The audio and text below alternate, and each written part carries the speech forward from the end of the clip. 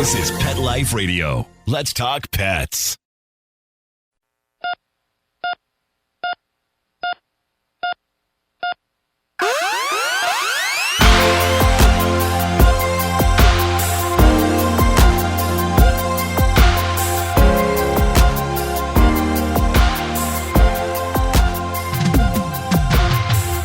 Welcome to ER Vet on Pet Life Radio. I'm your host, Dr. Justine Lee, and I'm a board-certified emergency critical care specialist and toxicologist. Today, I'm super excited to be speaking to you, and we're going to be talking about all things wound management and bandaging. And you're probably thinking, what the heck? Why do I need to listen to this? Because wound management and bandaging is one of the top things I see in the ER vet. So stay tuned. We're going to be joined with Brian Goleman, a licensed veterinary technician, and we'll be right back after these messages. I'm your host, Dr. Justine Lee. If your dog likes to chew, you don't want them chewing your furniture or your shoes. So give them Natural Farm all-natural dog chews and bones, made from sustainably sourced ingredients that are free from artificial colorings, preservatives, and chemicals.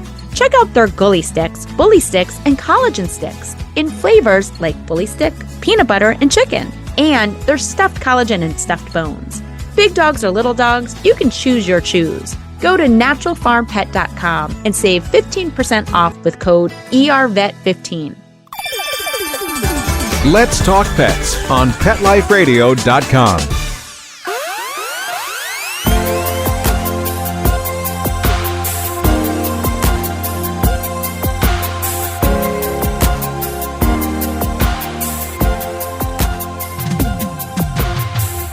Welcome back to ER Vet on Pet Life Radio. Super excited to be speaking with Brian Goleman, a licensed veterinary technician, and he works at Friendship Hospital for Animals, which if you guys are in the DC area, I'm sure you've heard of. It's a huge, amazing specialty and emergency practice. Brian, thank you so much for joining us today. Yeah, thank you for having me. All right, just so our audience knows who you are, do you mind giving us a little bit of background about who you are, where you trained, and what you do? I worked at Friendship Hospital for Animals my entire career. I'm currently the lead specialty surgery technician, and I've been here in this department for about 4 years. And my favorite things to do are bandages and wound care. So I'm very excited to be talking to you about this. Awesome. Well, like I mentioned in the beginning, I end up seeing a lot of bandages and bandage changes in the veterinary ER. And oftentimes this is because of trauma. Maybe a dog or cat was hit by a car and they have a kind of wound or they have some kind of fracture and we're bandaging it to help it heal. Now, I'm sure you get asked a ton of questions when you're talking to pet owners or when you're helping bandage in the surgery department. But first of all, how long will my pet be in a bandage? That is probably the question that we get asked the most. And the simple answer is we're not 100% sure.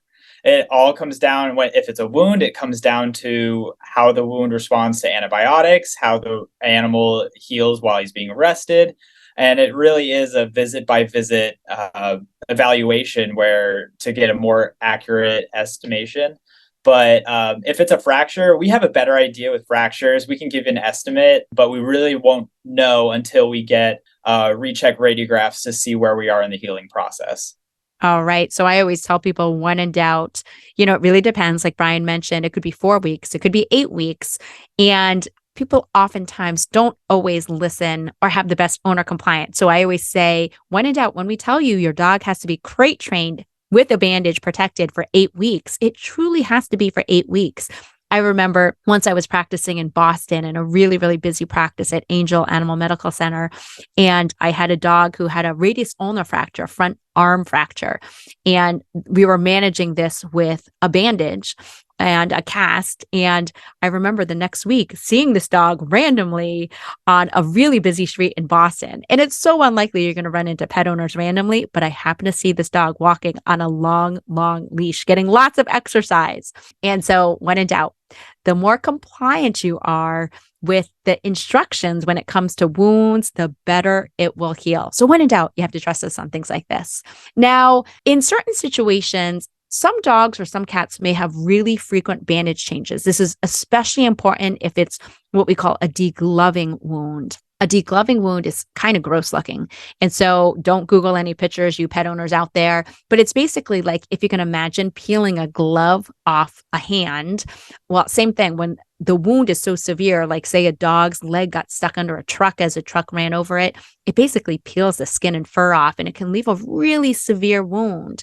And with degloving wounds, often these bandages have to be changed really frequently. So, Brian, tell me, why do we need to do so many bandage changes? Is it just a way for the vet to make money? What goes into choosing when the next bandage needs to be changed?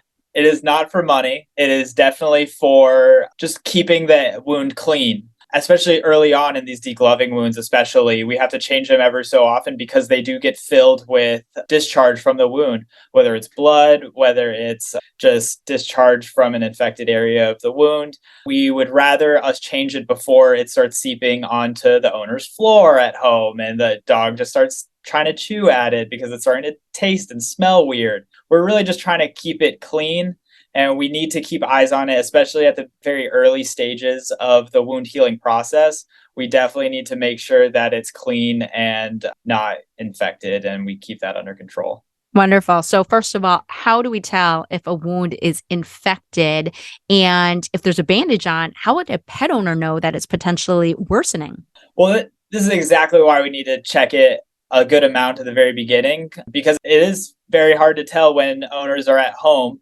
The wound is covered by a bandage, so it's hard for them to tell. What we're really looking for is increased lameness, swelling. If the dog is all of a sudden trying to pay a lot more attention to the bandage by trying to bite it or lick it, we do ask all owners to wear their e-collar. But if the pet is really seeming to try and go after it a lot, that's a good indication of that something might really be bothering them, whether it's an infection, a bandage sore. It's a good tell of something might be wrong. And also, we do open the bottom of the toes for the bandage so the owners can monitor toes at home. And if they notice any swelling or redness, they should come and be seen immediately. Wonderful. Thanks for that info. So an e-collar is actually an Elizabethan collar. For you pet owners out there, we often call it a funnel hat. I know you guys view it as torturous because I don't know why they don't make them clear. Some of them are clear, but most of them are opaque, so dogs can't see very well. And unfortunately, it results in a lot of like wall scraping and knee banging and things like that. But you really do need to keep those funnel hats on because your dog can chew the bandage off, which then results in an emergency vet to the ER. And it may require sedation. And again, it's going to add more cost. So trust us, you want to find some way of protecting your bandage and preventing your dog or cat from accessing it. So again, typically one of those funnel hats. Some people will use some of those neck guards or those pillows around the neck, but when in doubt, you definitely want to protect that. All right. What can we do at home to best take care of the bandage? It all comes down to following instructions of the vets. It's tough. I understand it's tough, especially when you have this new puppy and he has a broken leg and you need to restrict his activity, but you just got this new puppy and you're really trying it. You want to play with him and everything, but we need you to listen to us. We need to be able to crate rest the animal so he's healed appropriately, rest the dog, use the Elizabethan collar. If they go outside, use a cover. I know there's some amazing products out there. Medipaw is one of them. But also just put a little booty on the bandage to keep it dry, and then keep the animal from licking and chewing at it is definitely the best way to keep it clean. Great information. Again, when in doubt, you really want to be compliant when it comes to your pet's bandage because we want to prevent any kind of injury. We want to prevent any kind of accidental ingestion of the bandage, having to replace it, having to sedate your dog or cat again. And again, it can be really costly. So the more compliant you are when it comes to bandages, even though it seems really awkward and uncomfortable, you really want to abide by that just because I promise your dog or cat are going to heal way faster. We'll be right back with Brian right after these messages. How many of you have pets? My hand's raised. Now think about how lucky you are to have such a sweet little pet in your life, and that pet is lucky to have you too. But unfortunately, there are countless pets out there that don't have a home to call their own. However, Bob's from Skechers is trying to change that. So we developed Bob's for dogs and cats to help pets in need. With every purchase of adorable Bob's footwear or fun, stylish apparel, or even the cutest Bob's pet accessories, Skechers makes a donation to Petco Love to help save shelter pets. And with your your help, we've already saved the lives of over 1 million pets and raised over $7 million. So while you're getting style and comfort with features like Skechers' famous memory foam cushioning, you're also helping to save an adorable pet in need and helping another lucky owner be connected with a future best friend and companion, because happiness is having a loving pet by your side. Find Bob's at a Skechers store, Skechers.com, select Petco locations, or wherever stylish footwear is sold. Let's talk pets Let's talk pets on Pet Life Radio. Pet Life Radio. PetLifeRadio.com.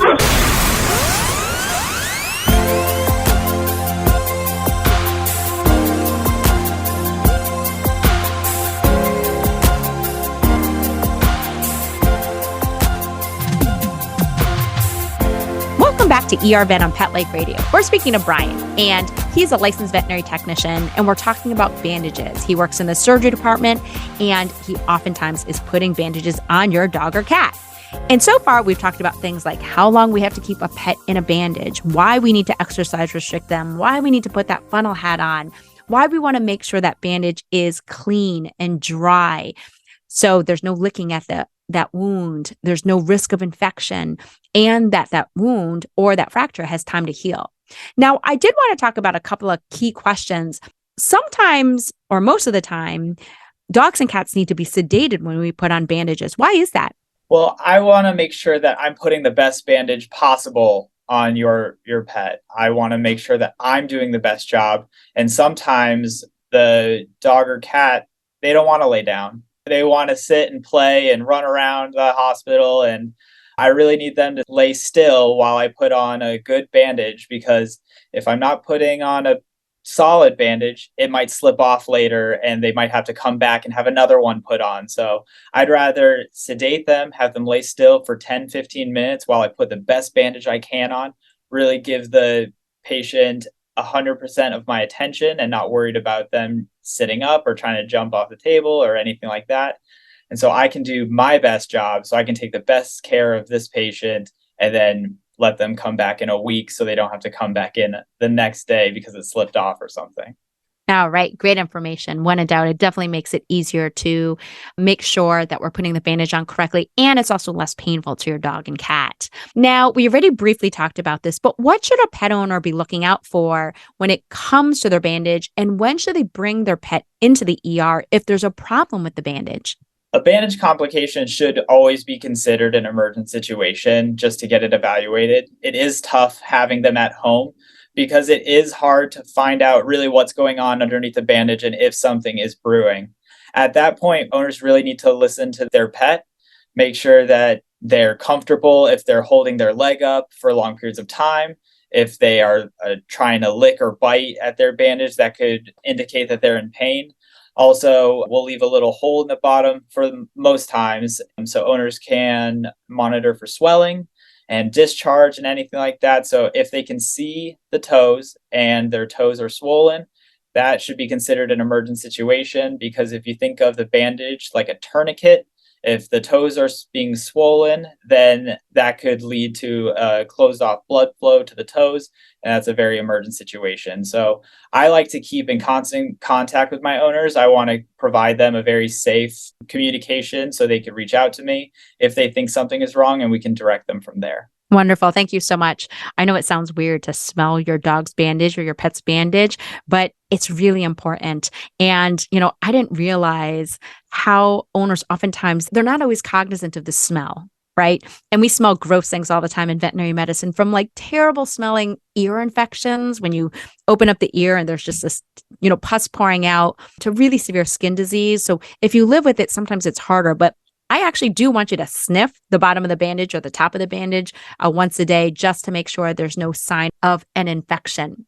Now, talk to me about water. Can my pet have a bath when in a bandage? No. We want to keep those bandages as dry as possible. If you think about it, if this bandage gets wet, the smell that we were just talking about is multiplied by 1,000, because that's when just stuff just starts growing and brewing in this bandage. Just think of if your sock gets wet and you're starting to walk around and then you take it off at the end of the day. It is not the most pleasant of situations. And also, you might get some sores from that sock and some blisters because of how wet it was. And I remember this situation where an owner let their dog jump into a lake with a bandage on. And our entire top floor of the hospital knew when I was taking it off because there was algae and smell and just fungus just growing on in there. So long story short, no. There are some amazing dry shampoos out there that you can look up. There's deodorant spray that you can spray on their dog to make them smell a little prettier. But trust me, it's not worth it. Do not bathe your dog in a bandage. Great information. Again, that water can really, really cause a lot of issues. I know in human medicine, they oftentimes will have waterproof casts that they oftentimes will use on kids. My child fell out of a playground set and ended up having a fracture. And as soon as he fell and was screaming, of course, a veterinarian in me was like, "Oh my God, he's got a fractured distal radius ulna." And I was so grateful when the orthopedic surgeon said, "Oh, well, actually, we could cast this." And all I could think of how miserable it would be in Minnesota summer when it's 90 degrees and hot and humid with a young kid trying to keep this cast clean. And I was so grateful when he said, "Actually, you could just buy 2 splints and use a splint and change it every day." And it was so amazing. So again, really, really important to have that compliance. But when in doubt, no, your pet cannot have a bath with the bandage, no matter how much you put plastic and duct tape on it. Again, oftentimes we can't take that chance of it getting wet. And I will also say one other mistake I see is when we give the instructions saying, "Hey, when it's wet outside, there's dew on the ground, it just rained, put that plastic bag on and duct tape it." But you have to take that plastic bag off as soon as they come inside into a dry environment. Otherwise, it just makes this stinky funk and it doesn't allow oxygen or airflow to that bandage. So again, really important. Now, I know you probably hear this question all the time. Pet owners, I know you guys are really, really worried about your dog and cat pooping, but honestly, it's rarely emergent, especially if your dog was just hospitalized. If you've ever been hospitalized as a human, you don't poop for at least 2 days. And the reason why is because oftentimes we've gotten drugs or just the stress of it. But if a pet hasn't pooped in 2 days after taking them home, should a pet owner be concerned? I usually tell them no. They shouldn't be concerned unless they're straining to defecate. If they're trying to defecate and they're unable to, then I would ask them to monitor it a little closer because they have had that hospitalization. So they do have those situations that might be causing them to have a little more difficulty back there. But also, their lives have just been turned upside down. They're now in a bandage and they don't know why. So behaviorally, they might be acting differently. You might see them be just a little more shy as soon as they get home or just a little less likely to jump up on you. They've gone through some trauma. They have a bandage and they can't be explained why. So seeing these little differences in their everyday behavior at the beginning is completely normal. And also they might just be figuring out how to poop with a bandage because they have to do the squat thing. And especially if it's a cat trying to get into their litter box, cats are probably the biggest behavior change ever you'll see because cats are cats. Cats don't like any change in their life. And so if they now have a bandage, they are going to be different, at least for the first couple of days. Yeah, and I promise it will get better. But when in doubt, it can be quite difficult. And sometimes something as simple as taking the lid off the litter box gives them a little bit more mobility and access, taking away any barriers. So just be cognizant. We totally get it. It's really hard, but it's so important for that wound to heal. All right, last question. My pet is acting different ever since we brought them home in a bandage. Is that okay? Or what signs should I worry about when we need to go into the ER? So exactly like we just talked about, I would like to add to that. When a dog first gets home from the bandage or from the hospital, I will like to add that it's very scary, especially for the owner. And we completely understand that. It's very scary that you want to be extremely careful with them. But for that first week or so, they might be acting different, a little shy, a little lethargic, a little mopey, if you will. But I promise you, it's going to be a lot harder when they start feeling much better, thinking that they're healed and starting to run around on you and trying to get back to normal. That's when the real hard part comes in and where it's really important to rest them because they will get used to the bandage and they will think that they're back to 100% before they are. And that's the hard part for owners in my experience, where they say, my dog's feeling great. He feels great, but he's not healed completely. And that's when it's really important to continue to rest and activity restrict. Wonderful. Brian, thank you so much. I know people can find you at Brian's Bandages on Facebook. A lot of your information is both for pet owners and also for veterinary professionals, but love what you do. And thank you so much. Again, it sounds like an unusual topic, but again, we put on bandages every single day in the veterinary ER. Surgeons put them on all the time. And it's really important that you take appropriate care of your pet's bandage so you can avoid a costly visit to the ER vet. Thank you so much. Thank you so much for having me. Well, that brings me to the end of today's show. Find me at drjustinelee.com, on Facebook or Instagram at Dr. Justine Lee, or email me your pet questions at drjustine@petliferadio.com. With that, we're out of time, and we would like to thank Brian and Mark Winter, our producer, for making this show possible. See you at the next episode. Let's Talk Pets, every week on demand, only on PetLifeRadio.com.